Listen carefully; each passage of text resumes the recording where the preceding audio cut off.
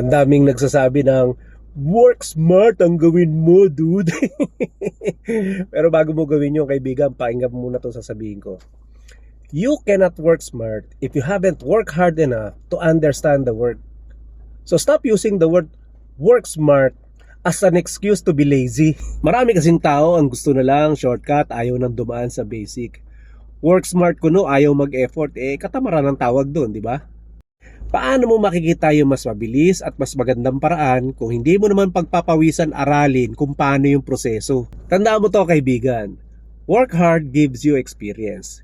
And experience teach you how to work smart. Ganun yun.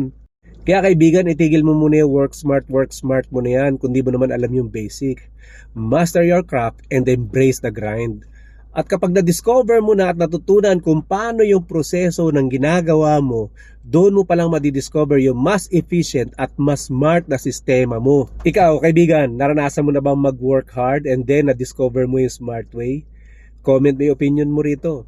And share natin tong video na to para sa mga tropa natin naghahanap ng shortcut. Follow mo na rin para sa mga gantong klaseng positivity and mindset shift content. Opinion ko to, anong say mo?